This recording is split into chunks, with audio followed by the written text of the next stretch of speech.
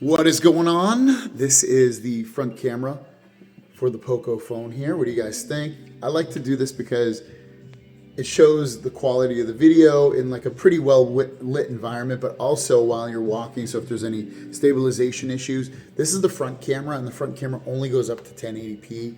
And unfortunately it doesn't go to 4K, but if it looks good, then we're good. If it doesn't, then it would have been nice to see something that's improved. Now we're on the back camera. This back camera does go up to 4K, which is a good thing, because you don't want to be able to, have like a pretty darn good phone and then have the cameras be gimped.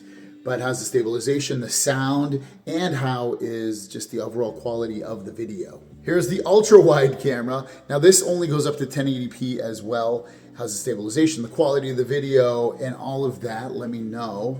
But yeah, you can get this, my hand's like right in front of the camera, so it's pretty nice. It gets 0.6x, which is, if you have a Samsung Galaxy phone, it's the same as that.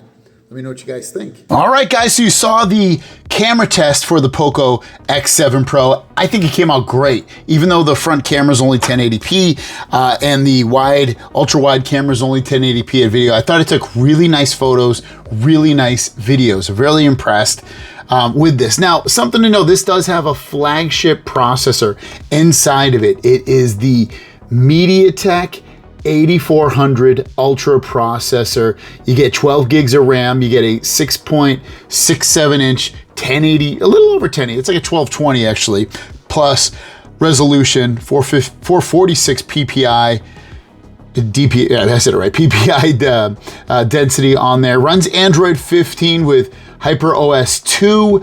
This is a really nice phone. You can get it from 256 all the way up to 512 gigs of storage. It's seriously a great little phone. It's like 320 bucks, super inexpensive, and it's very impressive. So inside the box, you get a couple of things that you still don't get on other phones now anymore. So that's a nice little get. You'll see that you get a USB-C charger and you get a 90 watt wired charger. So if you want to be able to, charge on here with this, you definitely can. It'll charge up to 100% in 42 minutes. That's how fast it does it. So super fast. And the battery's huge inside this, 6,000 milliamps. Does come with a case as well, so you don't have to worry about buying a case. The case is a floppy little rubber plastic case, nothing like hugely protective, but definitely will help against scratches. That's what the camera looks like.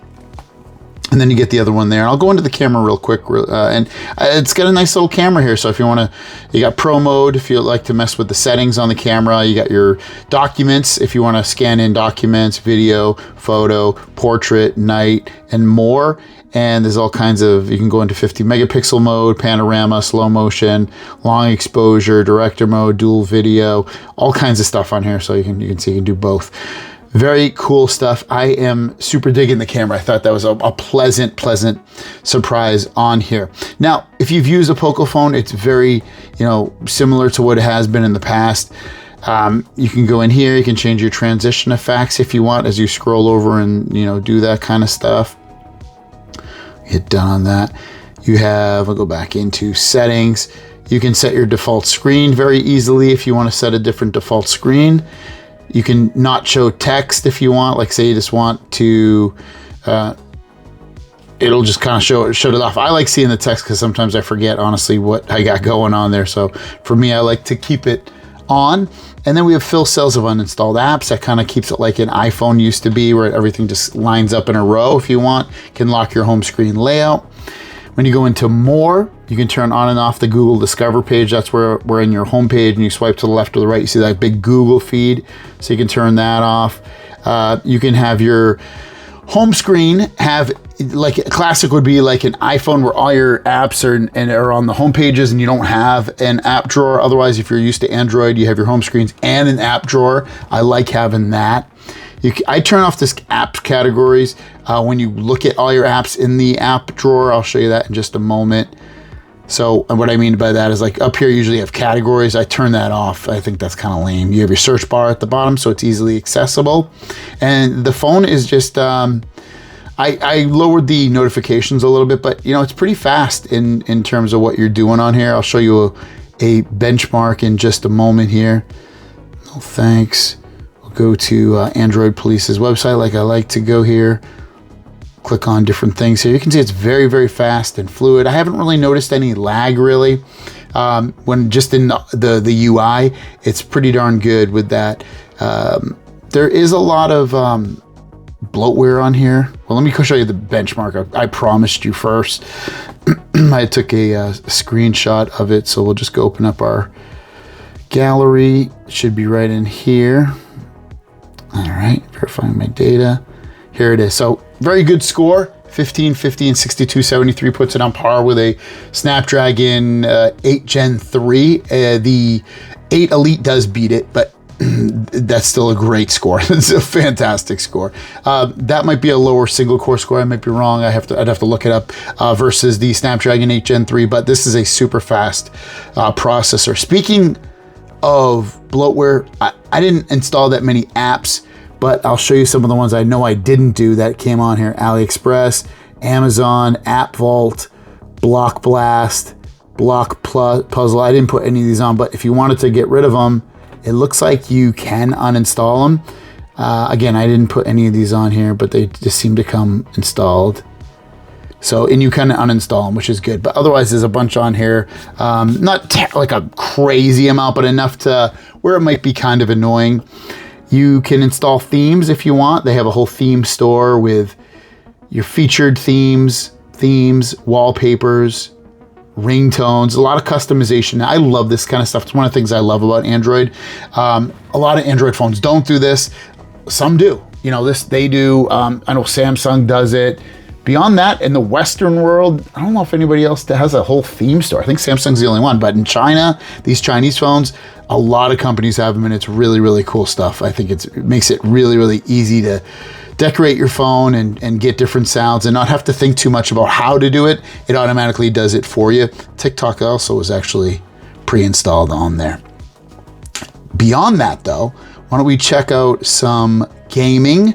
We'll first start off with TomTom Friends. Load this up, got it.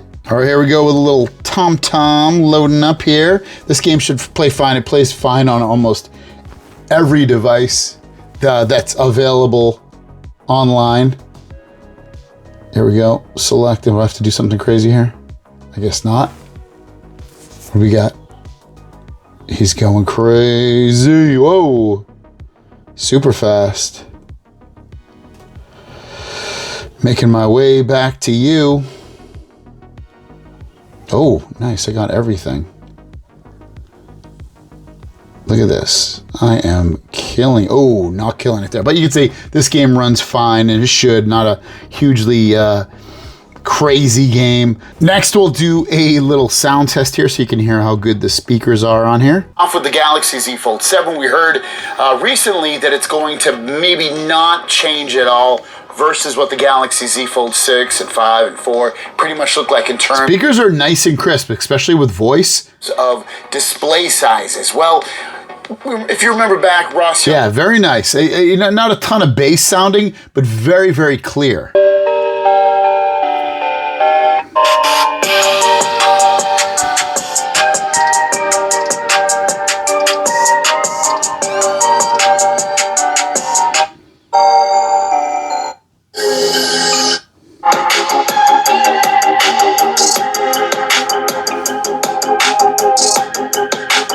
Yeah, very respectable speakers. Definitely not the best I've heard, but the volume gets decently loud. The bass, like I said, it's not booming, but there is some bass, some low end to it, and the quality sound is good. I'm quite impressed overall with the sound of these speakers. Now, overall, this phone is actually really, really great for like a little over $300 or under 200 and under $300, depending upon what version you get.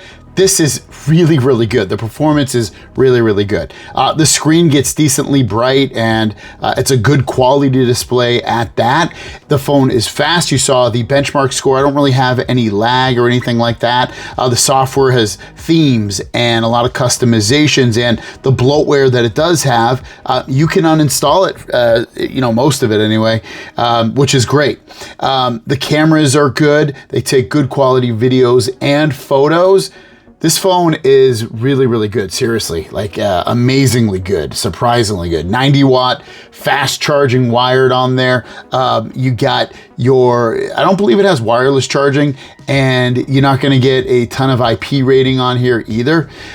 So those are things to know, but otherwise this phone is pretty badass in a good way. So check it out. Thanks for watching. Have a great day, and we'll see you down the road. Peace.